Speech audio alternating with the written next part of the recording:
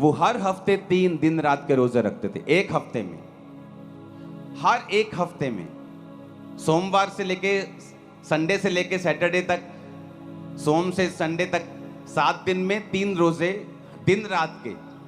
Day के तो होते ही थे ना, वो तो मिस ही नहीं होते थे, लेकिन दिन रात के भी होते थे।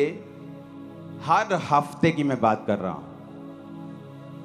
मेरी लाइफ के जो पहला साल, दूसरा साल टोटल रोजों में निकला है, सिर्फ रोजों में निकला है। मैंने कम खाया होगा, रोजे ज्यादा रखे होंगे। मुझे ओवर रोजे रखने के कारण मेरे पेट में भी बहुत सारी प्रॉब्लम्स पैदा हो गई थी, लेकिन यीशु मसीह में की गई मेहनत कभी व्यर्थ नहीं जाती। तो परमेश्वर ने वो सारा कुछ कवर भी कर दिया, लेकिन जो सामर्थ का नींव, जो फाउंडेशन 2004 और 5 में पड़ी थी, उसका असर आज दुनिया देख रही। बाइबल का वचन इतना क्लियर और सख्त है और इतना शानदार है कि क्या कहने, मैं आपको बताता हूं। वचन कहता है कि एसाव याकूब 2 जुड़वा भाई थे, और बाइबल कहती है एसाव जब आया तो अपने भाई को उसने दाल पकाते हुए देखा। कहता है दाल मुझे चाहिए। कहता है दाल तुझे दे दूंगा, लेकिन तू बड़ा है। जुड़वा थे पहले, वो आया था। कहता तू बड़ा है तो तू ऐसा कर, अपने बड़े होने का पद मुझे बेच दे। याकूब ने कहा तू बड़ा है तो अपना पद मुझे दे दे, मैं दाल तुझे दे दूंगा। और वचन कहता है कि एक बार के भोजन के बदले में उसने अपने बड़े होने के पद को बेच दिया। और जब आशीष पाने के लिए निकला अपने बाप से, क्योंकि बड़ों को ज्यादा आशीष मिलती थी पहलोठों को, तो लिखा वो आशीष पाने के योग्य नहीं ठहरा। आंसू बहाने पर भी, तौबा करने पर भी उसे कोई भी आशीष नहीं मिली। क्यों? क्योंकि उसने शरीर को फॉलो किया था। जो लोग शरीर को फॉलो करते हैं वो आशीष पाने के योग्य नहीं है। वचन कहता है कि अगर आप व्यभिचार में गिर गए, अगर आप पाप में गिर गए, अगर आप चोरी में गिर गए, तो आप सेवा करने के भी काबिल नहीं हैं उच्च पद की। वचन तो इतना गहरा है वचन। तो शैतान लोगों को नाकामयाब कैसे करता है? उनको शरीर के पीछे लगाता है, उनको पाप के पीछे लगाता है, डर के पीछे लगाता है, लोभ के पीछे लगाता है, लालच के पीछे, घमंड के पीछे, व्यभिचार के पीछे। और रोजे के उपवास क्या करता है? जब आप उपवास करते हैं, उपवास आपके शारीरिक, जो आपका बॉस बन गया शरीर। अगर शरीर ने कह दिया कि रात को आपको मोबाइल देखना ही देखना है, गंदी फिल्म देखनी ही देखनी है, तो आप उसको करते हैं, क्योंकि आपका शरीर भारा है, आपकी स्पिरिट हल्की है। आपका बॉस आपका शरीर है।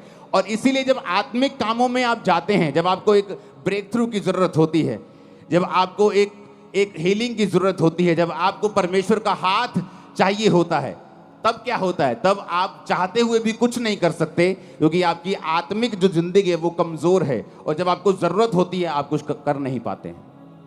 अपने हाथों को उठाओ, प्रभु से कहो, खुदावन मैं अपने शरीर के अनुसार नहीं, अपनी आत्मा के अनुसार चलो, प्रभु यीशु मसीह के सामर्थी नाम में। दूसरा तिमुथियुस 2 उसकी 20 से 22 आयत, उसमें लिखा है बड़े घर में ना तो केवल सोने चांदी के, पर काठ और मिट्टी के बर्तन भी होते हैं। कोई कोई आदर, कोई कोई अनादर के लिए। यदि कोई अपने आप को इनसे शुद्ध करेगा तो आदर का बर्तन और पवित्र ठहरेगा और स्वामी के काम आएगा और हर एक भले काम के लिए तैयार होगा।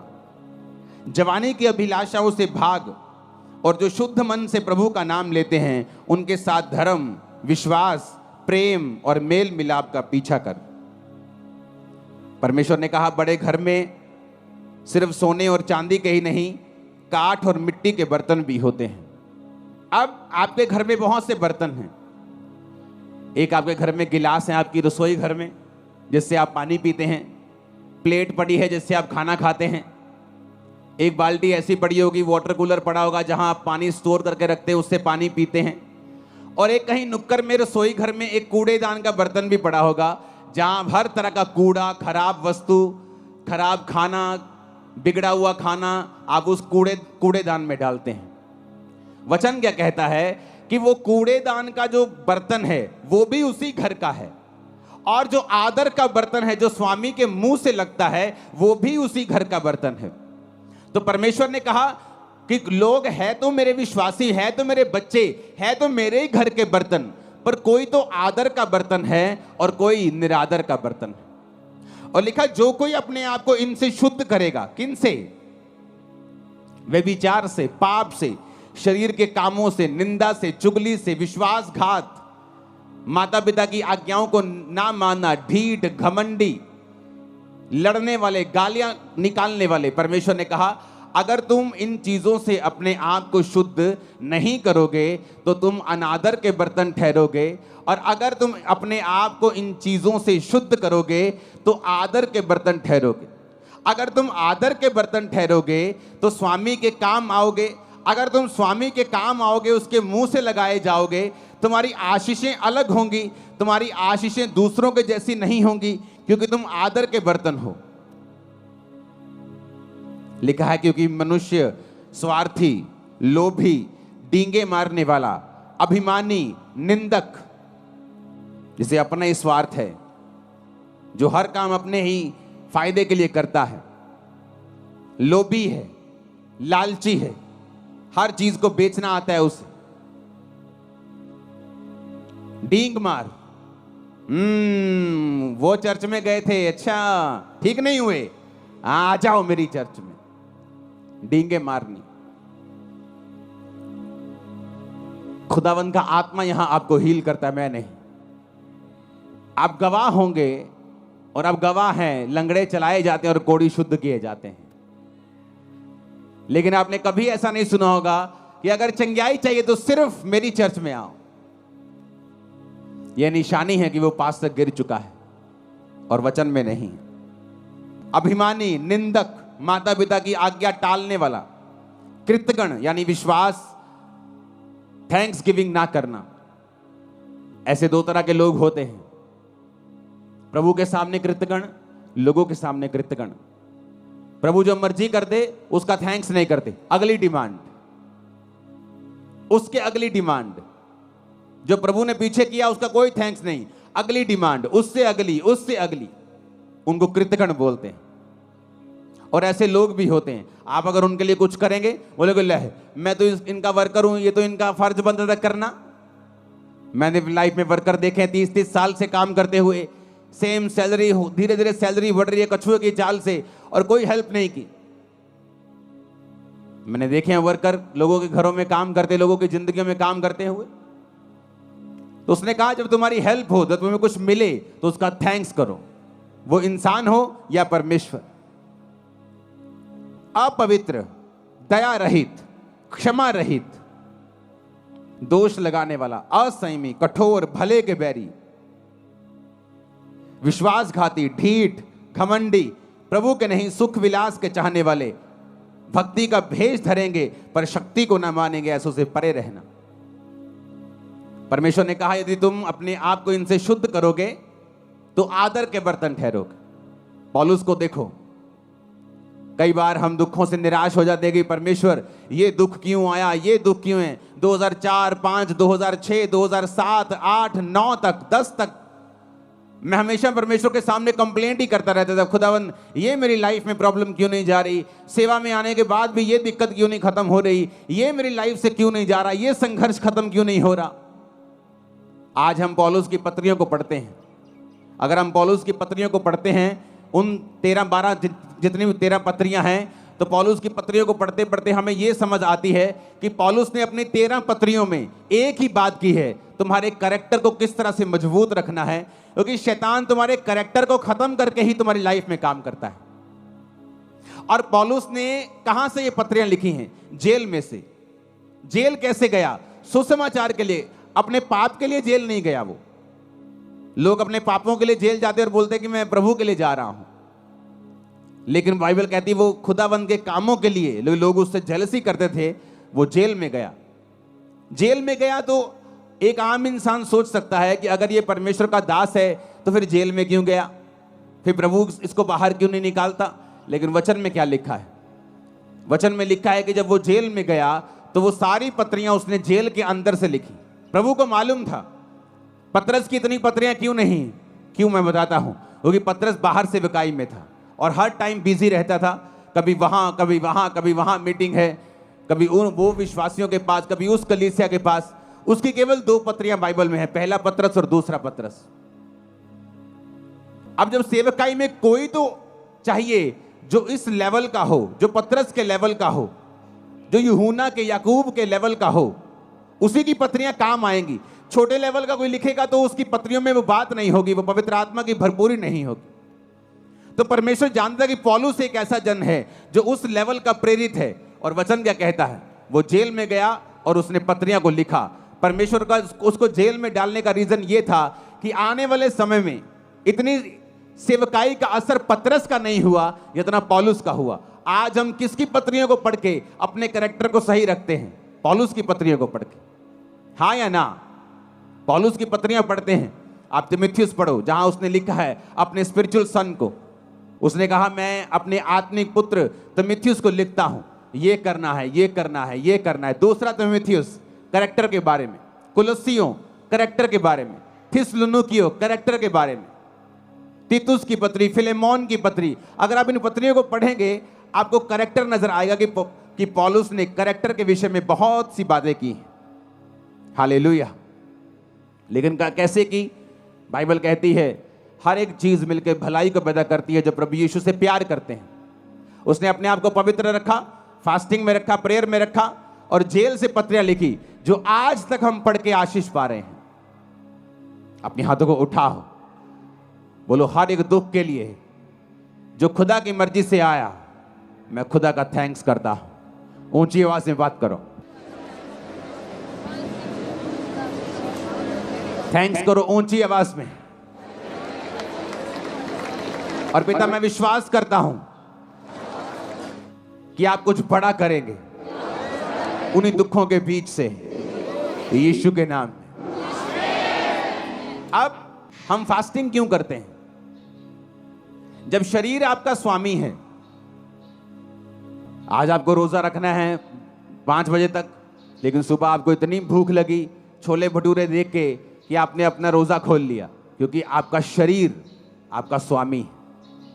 आप फैसला करके उठे नहीं ये व्यभिचार से मैं दूर रहूंगा, लेकिन आज वो लड़की बड़े सुंदर कपड़े डाल के आई, आप अभी भी उसे देख रहे हैं। क्यों?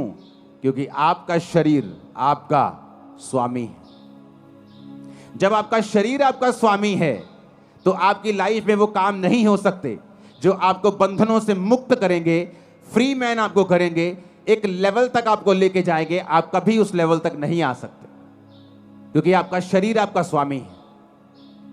आपको मालूम है कि आपका मोबाइल, आपकी फेसबुक स्क्रॉलिंग आपके टाइम को वेस्ट कर रही है। ये टाइम आपको प्रेयर में देना है। क्यों? क्योंकि आपका शरीर आपका स्वामी है। आप जब फैसला कर लेते ये काम मैं नहीं करूंगा और आप प्रार्थना में चले जाते हैं, उस तरीके से आप अपनी आत्मिक लाइफ को, अपनी आत्मा को अपने जीवन का स्वामी बना देते हैं। और वचन कहता है जो आत्मा से चलेगा वो जिएगा। आमीन। आप जानते नहीं आत्मा में रहना और प्रार्थना और उपवास में रहने से कितने बंधन टूटते हैं और कहां ये चीजें लगती हैं जाके, आपको मालूम भी नहीं। जब प्रार्थना उपवास में मैं पिछले दिनों में था तो प्रेयर कर रहा था तो परमेश्वर दर्शन देने लगा। ऐसे दर्शन नहीं देने लगा कि मैं कुछ मांग रहा हूं प्रभु से कि मुझे ये चाहिए, मुझे ये चाहिए। जस्ट मेरी आदत है खुदावंद की प्रेजेंस में बैठना और बैठे रहना और प्रेयर करना और बेदारी के लिए प्रेयर करना, लोगों के लिए प्रेयर करना। मेरा अपना कोई मसला नहीं है खुदावंद के सामने। मेरे मसले चर्च के होते हैं, आपके होते हैं।